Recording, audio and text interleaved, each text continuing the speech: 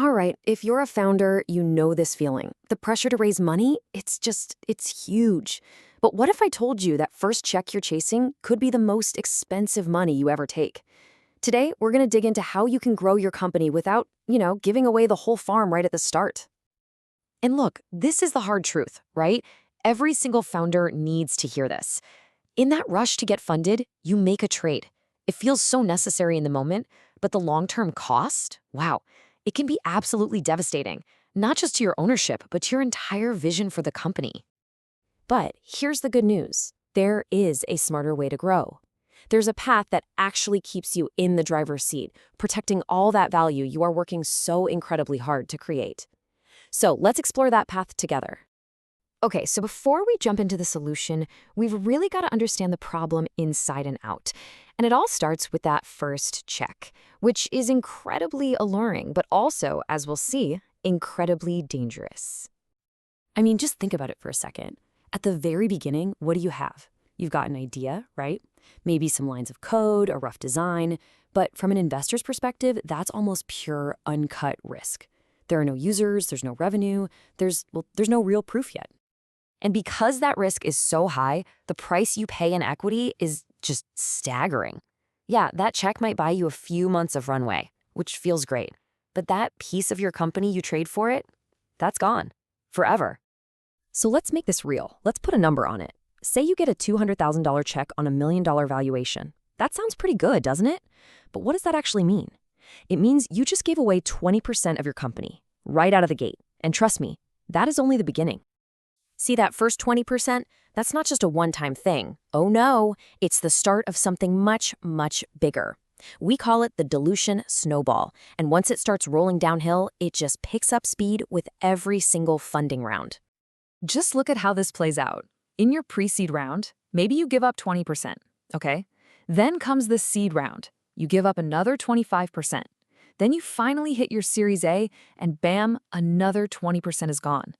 Each of those steps might feel kind of manageable on its own, but then you step back and look at the result, and all of a sudden, you and your co-founders own less than half of the company you've been pouring your entire life into. And the cost here isn't just about the money. It's not just financial. When you lose that majority ownership, you start to lose control. Your vision, your gut instinct, it can start getting outvoted by the board. And that right there changes absolutely everything. And this really gets to the psychological toll of it all. That fire, that passion that made you start this whole thing, it can start to fade when you realize you're working harder than you ever have in your life, but for a smaller and smaller piece of the pie. Okay, so how do we stop this? How do we break this cycle? It all starts with a huge shift in your mindset. I'm talking about completely flipping the entire fundraising script on its head. Let's bust one of the biggest myths in the startup world right now. It's this idea that your very first step has to be raising money. The truth? It's not. The smartest founders out there, they start building real, tangible value before they even think about asking for a dime. So you've got two paths here. The common path? It's just a constant cycle of raising money just to survive. But the smarter path? That's all about building leverage first. Your focus shifts from just fundraising activity to hitting defensible milestones, things that make your company genuinely more valuable, not just filling up your bank account for a little while. And that brings us to maybe the most important word in this whole conversation, leverage. So, what is it? Leverage is proof. It's power. It's what happens when you walk into an investor meeting with a working prototype or with real feedback from actual users. The whole dynamic just shifts. You're not just pitching a dream anymore, you're showing them undeniable progress. All right, so what does building leverage actually look like, in the real world? Let's get practical. Let's talk about the toolkits you can use to put yourself in a position of real strength when it's time to raise. So this toolkit for building leverage, it's not about hype or a flashy pitch deck. It's about real, tangible stuff. We're talking about consistent, thoughtful execution. We're talking about having a working prototype and some early traction. And this one's huge. We're talking about protecting your intellectual property, your IP.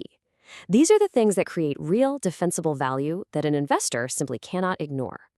I absolutely love this idea that patents aren't just legal tools, they're storytelling tools, because it totally reframes how you should think about IP. A strong patent tells an investor a really powerful story. It says, hey, we've thought about this deeply, we've built something genuinely new, and we're smart enough to protect our competitive advantage, our moat, right from the start. And it's not just about telling a good story. Having strong IP creates options. It's not just a defensive shield.